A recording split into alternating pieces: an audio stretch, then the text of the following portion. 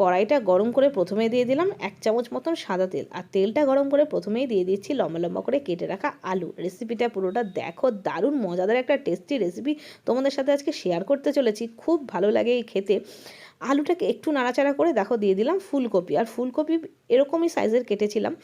তো ফুলকপির আলুটাকে গ্যাসের ফ্লেমে হাইতে রেখে একটু ভেজে নিচ্ছি। দেখো ফুলকপি আলুর মধ্যে কিন্তু হালকা হালকা কালার এসে গেছে, আমি তুলে নিলাম। এর থেকে বেশি ভাজার দরকার নেই।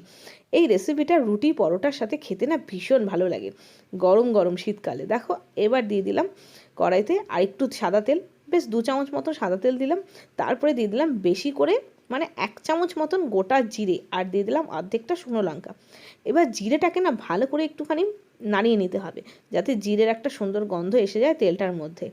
জিরে শুকনো লঙ্কাটা নাড়াচাড়া করে দিয়েছি। এইবার দিয়ে দেবো যেটা মেন মশলা এই রান্নাটার, সেটা হচ্ছে আদা বাটা। আর এখানে আদা বাটার পরিমাণটা একটু বেশি দিয়েছি, বেশ বড় চামচের 1 চামচ। আদাটা দিয়ে একটু নাড়াচাড়া করে দিয়েছি। এবার দিয়ে দেবো মশলা, নুন দিয়ে দিলাম, জিরের গুঁড়ো, লঙ্কার গুঁড়ো দিয়ে দিলাম, চাট মশলা, অবশ্যই করে চাট মশলা দেবে। তারপরে একটু 2 চামচ মতন জল দিয়ে মশলাটাকে ভালো করে কষাচ্ছি। তার মাঝখানে দিয়ে দিলাম টমেটো সস। টমেটো কিন্তু আমি দিইনি, টমেটো সস দিলাম, বেশ বড় চামচের 1 চামচ থেকে একটু বেশি, মানে 2 চামচ মতো টমেটো সস দিয়েছি। দিয়ে এবার মশলাটাকে না ভালো করে সময় নিয়ে একটু কষাতে হবে। তার মাঝখানে দিয়ে দিলাম হলুদ, অ্যাকচুয়ালি হলুদটা দিতে ভুলে গেছিলাম। বেশ সুন্দরভাবে যখন তেল ছেড়ে এসছে মশলার থেকে, তখন আমি আলু ফুলকপি যে ভেজে রেখেছিলাম সেটা দিয়ে দিলাম। এবার আলু ফুলকপি দিয়ে মশলার সাথে বেশ ভালো করে সময় নিয়ে কষাবো। তার মাঝখানে দিয়ে দিলাম মটরশুঁটি, আর আমি এখানে কিন্তু কাঁচা মটরশুঁটি ব্যবহার করেছি, মটরশুঁটি কোনো ভাপিয়ে নিইনি আগে থেকে। আর দিয়ে দিলাম 2টো চেরা কাঁচা লঙ্কা। এবার মশলার সাথে না আলু ফুলকপি মটরশুঁটি খুব ভালো করে কষাতে হবে। প্রায় 5 মিনিট 7 মিনিট মতন ভালো করে কষিয়ে গ্যাসটাকে একেবারে সিম করে ঢেকে দিয়েছিলাম 5 মিনিটের জন্য। আর এখানে কিন্তু একেবারে জল ব্যবহার করবে না রান্নাটার মধ্যে, একেবারে সিম করে ঢেকে দেবে।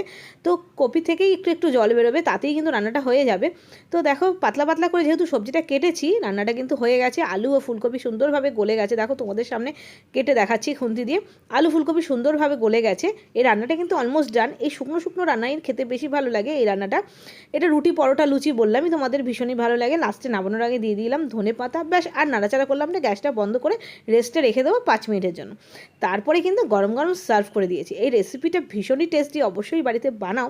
ফুলকপির একঘেয়েমি ঝোল খেতে খেতে না আমরা যখন বোর হয়ে যাই, তখন এই রান্নাটা করে খেয়ে দেখবে, একেবারে নিরামিষ রান্না, খেতে ভীষণ ভালো লাগে। তো আজকে এই পর্যন্তই, দেখা হচ্ছে আরও নতুন নতুন রেসিপির সাথে। ততক্ষণের জন্য বাই বাই।